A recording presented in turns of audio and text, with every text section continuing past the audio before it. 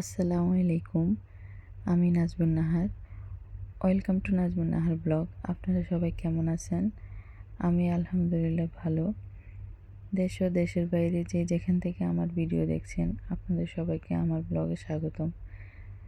এবং যারা এতদিন থেকে ধৈর্য সহকারে আমার ভিডিও দেখছেন, তাদেরকে অসংখ্য অসংখ্য ধন্যবাদ। আজকে আমি আপনাদেরকে তৈরি করে দেখাবো বোনা খিচুড়ি আর গরুর গোশতের ভুনা। এখানে আমি গুঁড়া চাল নিয়েছি, মানে পোলাও চাল, আর মুগ ডাল, মশারির ডাল নিয়ে ভালো করে অনেকক্ষণ ওয়াশ করে কিছুক্ষণ ভিজিয়ে রেখেছিলাম। আর সাথে দিয়েছিলাম একটা আলু, আর এখানে রসুন দিয়েছিলাম কয়েক পিস, আর দারচিনি, এলাচি, তেজপাতা, আর দিয়ে দিয়েছি পেঁয়াজ কুচি। আর এখন দিয়ে দিলাম একটু রসুন বাটা, আদা বাটা। রসুন বাটার সাথে আমার একটু পেঁয়াজও ব্লেন্ড করা আছে। আর দিয়ে দিলাম স্বাদ মতো লবণ, আর দিয়ে দিলাম হলুদ গুঁড়ো, আর দিয়ে দিয়েছিলাম মরিচ গুঁড়ো পরিমাণ মতো, আর দিয়ে দিয়েছি একটু জিরে গুঁড়া।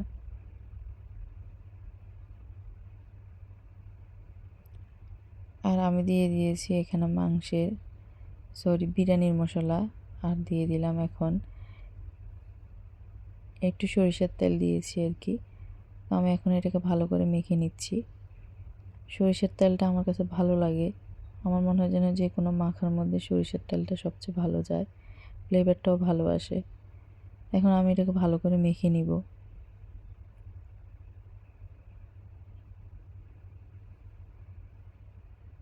এখন দিয়ে দিলাম কাঁচামরিচ, আর দিয়ে দিলাম পরিমাণ মতো পানি।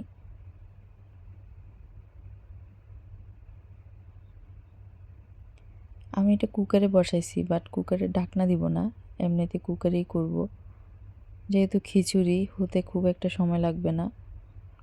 আর এখানে আমি মাংস ভুনার জন্য এখানে দিয়ে দিয়েছি দারচিনি, এলাচি, তেজপাতা, আর দিয়ে দিলাম পেঁয়াজ কুচি আর কয়েক পিস রসুন। আর এখানে দিয়ে দিলাম রসুন এবং পেঁয়াজ ব্লেন্ড করা, আর দিয়ে দিলাম আদা।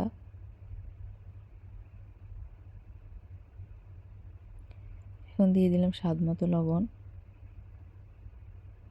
আর দিয়ে দিলাম হলুদ গুঁড়ো, মরিচ গুঁড়ো,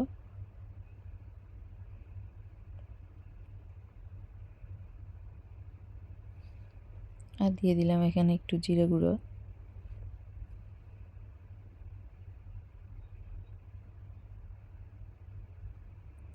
আর এখানে দিয়ে দিলাম গরুর গোশতের মশলা।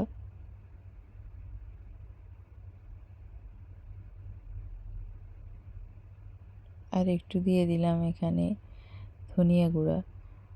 আর এখন আমি এখানে সরিষার তেল দিয়ে এটাকে ভালো করে মেখে নিব। অনেক দিন পর খিচুড়ি বানাচ্ছিলাম। আসলে বৃষ্টি বাদল কিছুই তো নাই এখানে, তারপরেও মন চাচ্ছে একটু খিচুড়ি খাই। তো তাই একটু দুপুরের জন্য আয়োজন করলাম খিচুড়ি, ভুনা খিচুড়ি, আর একটু গোশত ভুনা। এই তো আমার এটা মাখা হয়ে গেছে। আমি একটু এটাকে রেস্টে দিছিলাম প্রায় 15 থেকে 20 মিনিট। এখন আমি এটাকে চুলায় বসাই দিছি। আর এদিকে আমার খিচুড়ির পানিটা ফুটতেছে।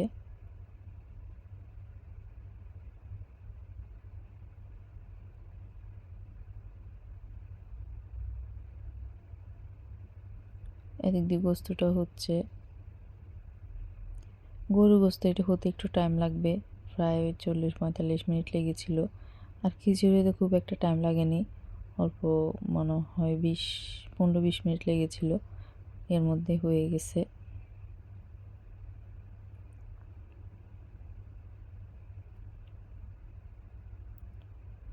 বোনা খিচুড়ির সাথে গরুর গোস্তটা ভালো যায়, খেতেও ভালো লাগে। আগে যখন দেশে বৃষ্টি হতো তখন সবসময় আম্মু এটা করতো, খিচুড়ি আর গরুর গোস্ত ভুনা খেতে খুব ভালোই লাগতো, খুব পছন্দের একটা জিনিস। আর এখানে তো বৃষ্টিও হয় না, বৃষ্টিও দেখি না, সেই জন্য আসলে ওইভাবে করা হয় না। তারপর মাঝে মাঝে খাওয়া হয়। আগে খাওয়া হতো, এখন অনেকটা কমে গেছে। যাই হোক, আমার খিচুড়িটা প্রায় হয়ে গেছে।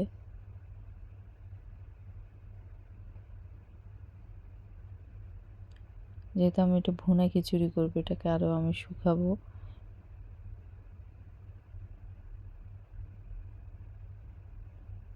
কয়েকটা কাঁচামরিচ দিয়ে দিব উপর দিয়ে, যেহেতু একটু ঝাল বের হয়।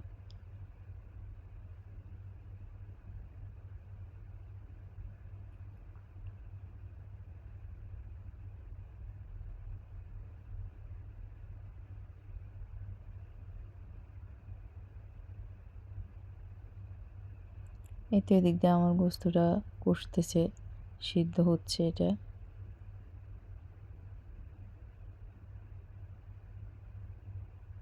আমি একটু একটু করে পেঁয়াজ দিব, যেহেতু রসাটা একটু ঘন হয় আর কি।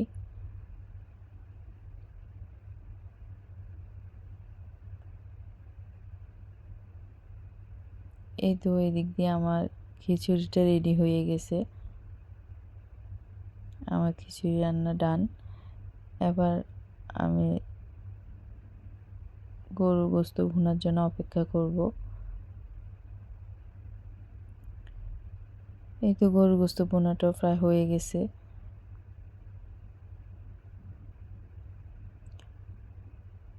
এটা অনেক ইয়াম্মি ইয়াম্মি লাগতেছে, তাই না? খেতে অনেক স্বাদ হয়েছিল, সুস্বাদু।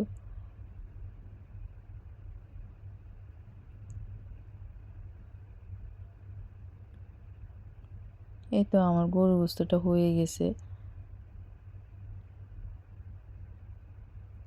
সিদ্ধ পুরোপুরি সিদ্ধ হয়ে গেছে, কমপ্লিট। এদিক দিয়ে তো আমার খিচুড়িটাও রেডি। এখন আমার গোস্ত ভুনাও রেডি। এই তো দেখেন, দেখতে কালারটা অনেক সুন্দর আসছে, আর খেতে অনেক মজা হয়েছিল। যেহেতু এটা তাজা ছিল গরুর গোস্তের কাতারি, অনেক ভালো লাগছে। অনেক দিন পরে একটু ভালো করে খেয়েছি, যেহেতু এখানে ভালো লাগে না অত একটা গোস্ত ডিপ করা থাকে। তো যাই হোক, আমার এখানে গরুর গোস্ত ভুনা আর খিচুড়ি ভুনা রেডি। আমি এখন এটাকে সার্ভ করে নিলাম। দেখেন আপনারা, একটু সাজিয়ে নিয়েছি। আমি আর আমার হাজব্যান্ড দুজনে খেয়েছি। যাই হোক, আজকের মতো এ পর্যন্তই, ভিডিও এখানেই সমাপ্ত। তো যারা যারা আমার ভিডিও এতক্ষণ পর্যন্ত ধৈর্য সহকারে দেখেছিলেন, তাদের সবাইকে প্লিজ অনুরোধ, একটা লাইক করে দিবেন। আর কেমন হয়েছে আপনাদের মন্তব্য রাখবেন। আর যারা যারা আমার চ্যানেলে নতুন আসছেন, তারা আমার চ্যানেলটা প্লিজ সাবস্ক্রাইব করে দিবেন এবং শেষ পর্যন্ত আমার পাশে থাকবেন। আজকের মতো এই পর্যন্তই। সবাই ভালো থাকবেন, সুস্থ থাকবেন। ইনশাল্লাহ নেক্সট ব্লগে অন্য কোনো ব্লগ নিয়ে বা রান্নার রেসিপি নিয়ে আপনাদের সামনে আবার হাজির হব। তো আসসালামু আলাইকুম।